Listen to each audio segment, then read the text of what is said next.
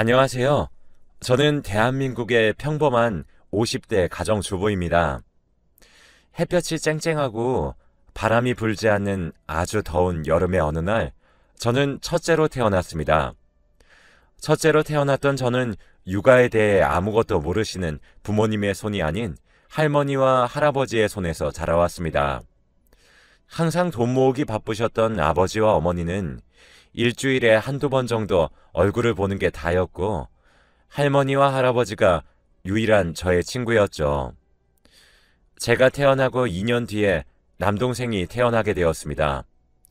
남동생은 성격이 완전 밝고 활발한 저와는 다르게 가만히 앉아서 책 읽는 것을 좋아하고 시끄러운 것을 굉장히 싫어하는 동생입니다. 동생과 저는 학교를 다니며 공부를 하는데 저는 동생과 비교 대상이었습니다. 할머니께서는 항상 준영이는 이렇게 점수가 좋은데 왜 윤지는 이렇게 성적이 좋지 않은 거야? 나중에 커서 되고 싶은 것은 있니? 더운 날에 시원한 공간에서 일하고 추운 날에는 따뜻한 공간에서 일을 하고 싶으면 준영이처럼 공부를 해야 해, 윤지야. 이런 말씀을 하셨어요.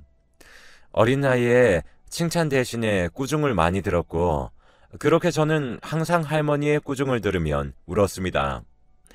그럴 때마다 할아버지가 저를 챙겨주셨어요. 그래서 저는 할머니와 할아버지 중에서 할아버지를 더 따르고 믿었죠. 윤지야, 인생에 사는 게 전부가 공부는 아니니까 걱정하지 말고 사람이 인성만 좋으면 돼. 저에게 항상 긍정적인 말씀만 해주셨던 할아버지께서 저의 회사 취직과 동시에 급성 뇌출혈로 돌아가시고 말았습니다. 하루아침에 할아버지를 잃었고 제가 겪은 충격은 말할 수 없을 만큼 컸습니다. 일반 중소기업에 다니시는 어머니와 무역회사에 다니시는 아버지는 할아버지의 사망 소식에 바로 달려오셨고, 회사 취업으로 축하받아야 하는 날, 제 인생의 최악의 날로 바뀌어버리고 말았습니다. 할아버지와 할머니의 집에서 키우던 하얀색 진돗개인 겨울이는 할아버지를 기다리는 듯 항상 현관문에 서 있었습니다. 겨울이를 보면 할아버지를 보는 것 같았습니다. 항상 집에 도착하면 반갑게 맞이해주던 할아버지 같은 기분을 받았기 때문이죠. 어느 날 제가 할아버지께 왜 이름이 겨울이에요? 라고 여쭤보자 할아버지는 내가 겨울에 태어나서 제 이름을 겨울이라고 지었어. 거의 내 분신과도 같은 존재니까 친하게 지내야 돼. 라고 말씀을 하셨어요. 그렇게 조금은 짧았던 할아버지와의 추억을 접어두고 할아버지의 죽음에 대해 받아들여야 했습니다. 할아버지의 딸인 저희 어머니보다 제가 더 많이 울었습니다. 겨울이만 보면 눈물이 그냥 절로 났으니까요. 저는 이렇게 슬프게 우는데 저희 남동생은 피도 눈물도 없는지 되게 눈물 한 방울 흘리지 않았습니다. 너는 할아버지가 돌아가셨는데 슬프지도 않냐? 동생은 저의 말에 아무런 말을 하지 않고 정적이 몇 초 정도 흐른 뒤에 다시 입을 열었습니다. 영원한 것은 세상에 아무것도 없어.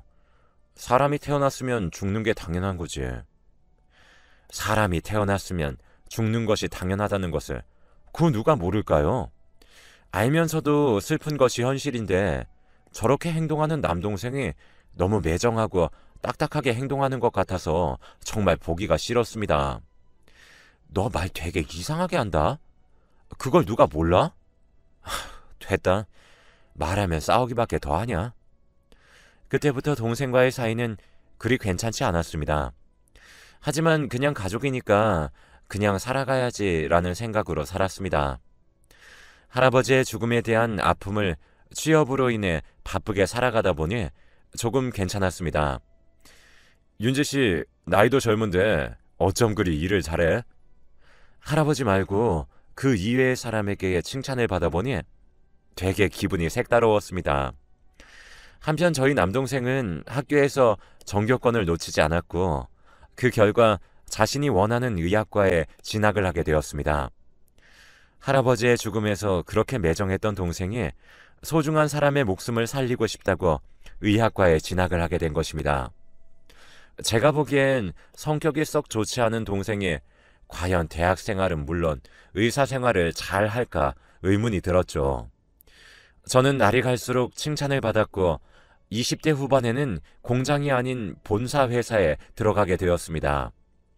그렇게 옷 관련 본사에 들어간 저는 마케팅 업무 담당을 하게 되었고 그곳에는 또 다른 새로운 사람들이 있었습니다.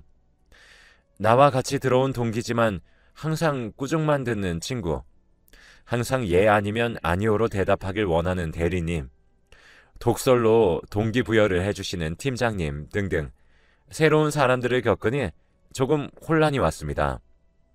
하지만 제 성격의 장점 중 하나인 긍정적이고 밝은 성격으로 인해서 사교성이 워낙 좋다 보니 한 사람 한 사람에게 다 적응을 해나가고 있었습니다. 그렇게 반복되는 하루를 보내던 중 대리님께서 갑자기 연애 이야기를 꺼내셨어요. 윤지 씨, 남자친구 있나? 결혼은 지금쯤 해야 하는 거 아니야? 내가 거래처에 아주 멋진 남자애 하나 있는데 소개시켜줄까? 항상 예 아니면 아니오로 대답하길 원하시는 대리님 앞에서 당당하게 아니요, 괜찮습니다 라고 말씀을 드렸습니다. 그러자 대리님은 그 뒤로 저에게 모든 업무를 맡기셨습니다. 그 일이 있고 난 후에 항상 혼자서 야근을 하는 것은 물론 대리님의 업무를 제가 대신하는 경우도 있었고 조금만 실수를 해도 회사가 떠나가라 소리까지 지르시는 날들이 계속되었죠.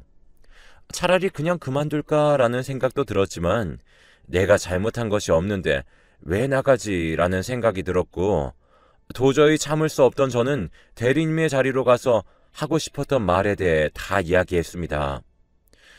대리님, 왜 그렇게 갑자기 저한테 못되게 구시는 건가요? 혹시 저번에 거래처에 아시는 분 소개해 주신다고 그랬는데 제가 거절해서 그러시는 거예요? 대리님이 해야 하시는 업무를 제가 하는 것은 기본에 대리님 때문에 야근까지도 하는 상황이라고요. 한두 번은 그냥 참아야지 라는 생각이 들었지만 지금 6개월이 넘어가니까 도저히 못 참겠어서 드리는 말씀이에요. 대리님은 제가 이렇게 나올 줄 알았다는 듯한 뉘앙스로 말씀을 하셨습니다. 그래, 내가 거래처에 아는 동생한테 소개시켜주겠다고 그랬는데 네가 누군지 물어보기도 전에 그렇게 거절을 해버리니까 내가 화가 났어. 계급 사회가 부당하다고 생각이 들면 그냥 이 회사 나가. 지금 여기서 그만두면 저의 일자리가 사라지는 것은 물론 이제 와서 뭘 배우고 어떻게 경력을 쌓지라는 걱정이 많이 들었습니다. 제가 왜 이 회사를 왜 나가요? 나가실 거면 대리님이 나가세요. 그리고 제가 대리님께서 아시는 거래처 아는 동생이 누군지 꼭 알아야 되는 것도 아니고 저는 지금 연애할 생각이 없어서 그렇게 소개 안 받는다고 말씀드린 거예요. 저의 의사도 안 물어보시고 무턱대고 그분한테 소개시켜드린다고 그러면 제가 뭐가 되나요?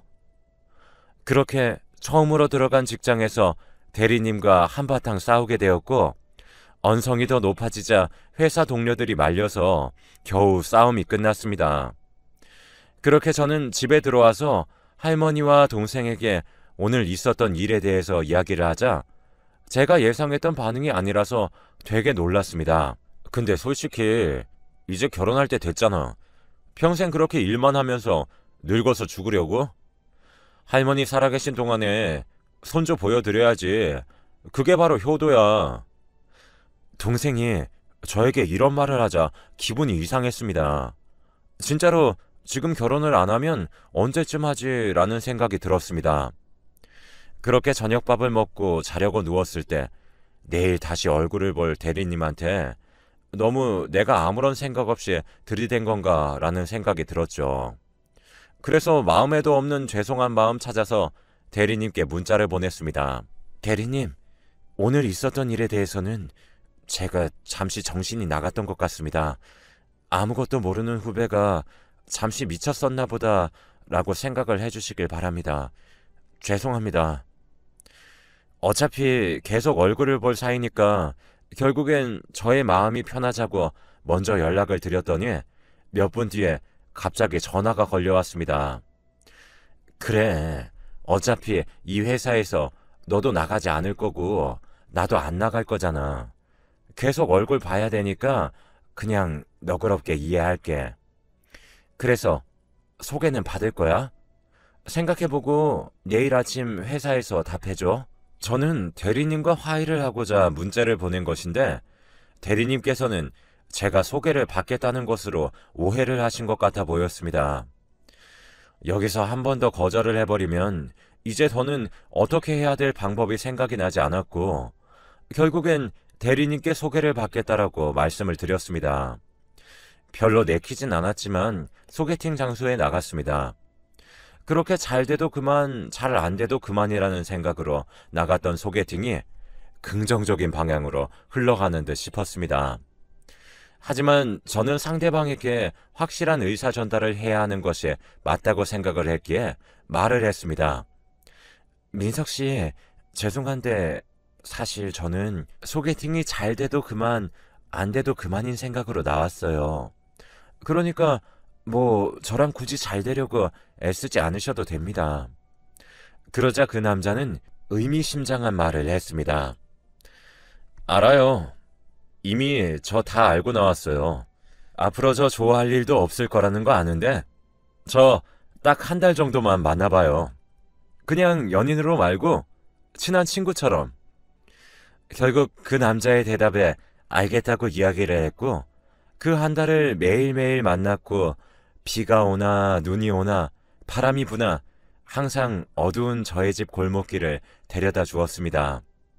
그렇게 약속한 한 달이 되었습니다. 윤지 씨는 저랑 한 달 동안 만나보니까 어땠어요?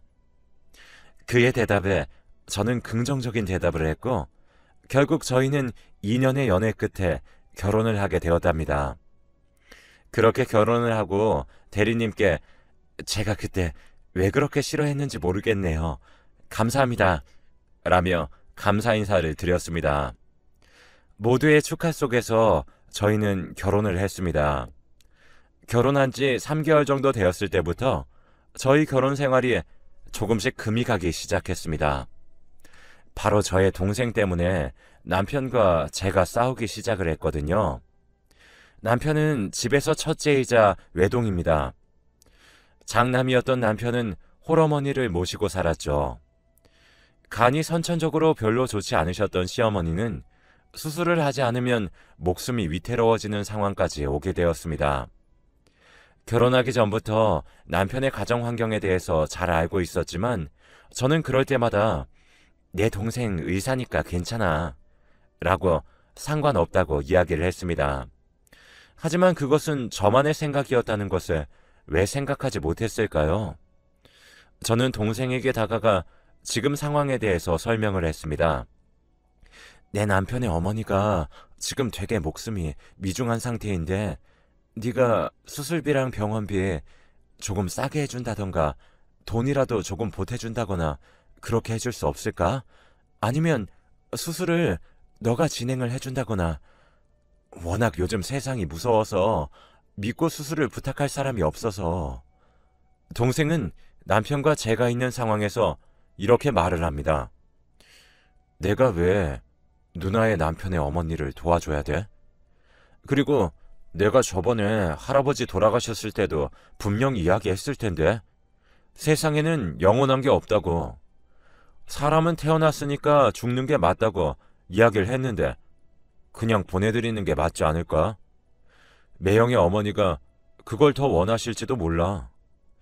남편이 있는 앞에서 표정과 말투 하나 바뀌지 않고 아무렇지 않게 이야기를 하는 동생을 보고 저게 과연 인간이 맞나라는 생각이 들었습니다. 저게 매형의 어머니한테 가서도 과연 저렇게 말을 할 수 있을까 싶었고 저게 내 동생이라는 것이 처음으로 창피했습니다. 의사라는 직업이 아무리 범죄자라도 살려야 하는데 자신의 매형되는 사람의 어머니를 살리지 않으려고 하는 모습을 보고 가슴이 철렁 내려앉았고 실망을 많이 했습니다. 남편이 아무런 말도 하지 않고 밖으로 나갔고 동생과 저는 둘이 남아 있었습니다. 아무런 말도 하지 않고 나간 남편의 심정이 어떤지 다 이해가 갔습니다. 저는 그렇게 동생의 뺨을 때렸습니다. 너는 네 엄마가 그렇게 아파도 그딴 말을 할래? 남도 아니고 네 매형의 어머니라니까? 너는 그러면 뭐하러 사냐? 어차피 영원한 건 없다면서. 태어났으면 죽는 것이 당연하다며. 너 어차피 죽을 건데 뭐하러 살아있어? 어차피 죽을 건데 뭐하러 의사하냐고. 그래, 할아버지 돌아가셨을 때 눈물도 한 방울 흘리지 않던 애한테 내가 뭘 바라고 찾아왔는지 내가 더 한심하다. 부탁한 내가 정신 나간 애지. 동생의 뺨을 때리고 이야기를 하면서 눈물이 났습니다.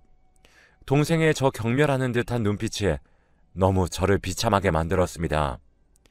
자신이 잘났으면 못난 사람을 도와줄 줄 알아야 하는 것 아닌가요? 너 그딴 사람 깔보고 업심여기는 눈빛으로 쳐다보지 마. 그런 식으로 사는 네가 더 불쌍해.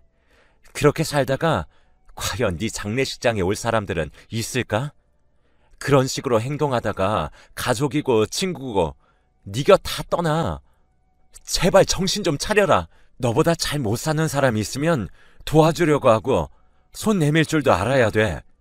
돈 잘 벌고 똑똑한 의사면 뭐하냐. 성격이 엉망 그 자체인데. 어렸을 때는 동생이 못된 짓을 하면 그냥 내가 누나니까 참아야지 라는 생각을 하면서 항상 참아왔기에 동생에게 이렇게 화낸 적이 처음이었습니다. 그런 말을 듣고 어안이 벙벙했는지 제가 나갈 때까지 아무런 말도 하지 않았습니다. 저는 밖에 있는 남편에게 가서 말을 걸었습니다. 처음으로 남편의 우는 모습을 보니 정말 마음이 아팠어요. 내가 대신 사과할게. 미안해. 내 동생이 저런 식으로 나올 거라고는 생각도 못했는데 나도 좀 많이 당황스럽다. 내가 어떻게 해서든 동생 한번 설득시켜 볼 테니까 당신은 어머니 간호 잘하고 있어야 돼. 남편에게 대신 사과를 하는데 제가 남편의 입장이었더라면 욕하고 난리를 치지 않았을까 싶습니다. 저는 우는 남편을 보고 어떻게 해서든 동생을 설득을 꼭 시켜봐야겠다고 생각을 했고 그 다음날 동생에게 전화를 했습니다. 준영아, 어제 내가 뺨 때린 것에 대해서 미안하게 생각해. 그러니까 준영아, 너도 제발 생각 좀 바꿔줄 수 없니? 소중한 누군가를 잃는 그 느낌을 할아버지의 죽음을 통해 그 누구보다 잘 알았던 저는 동생에게 부탁을 하며 눈물을 흘렸습니다. 하지만 동생은 여전히 차가운 반응이었습니다. 누나는 언제까지 그렇게 의존하면서 살래? 세상에 의사가 나 하나 있는 것도 아니고 왜 굳이 나한테 와서 수술을 해달라는 거고 돈을 달라는 건데? 누나가 거지야? 수술비도 없어? 나 누나한테 할 말 없으니까 그런 줄 알아. 동생의 경멸스러운 듯한 눈빛을 본 뒤로 동생이 어떤 막말을 해도 별로 충격을 받진 않았습니다. 남편에게 동생이 정말로 우리의 부탁을 들어주지 않을 것 같다고 이야기를 하자 남편은 땅이 꺼질 것처럼 한숨을 내쉽니다.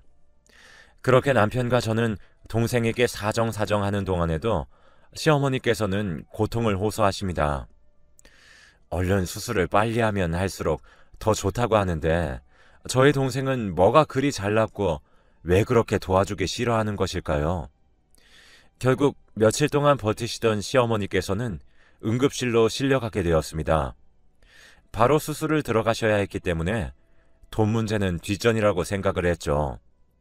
수술을 하고 있는 시간 동안 남편과 저는 1분이 1년같이 느껴졌습니다. 그렇게 수술이 끝나기를 기다리던 중에 저희 할아버지가 생각났어요.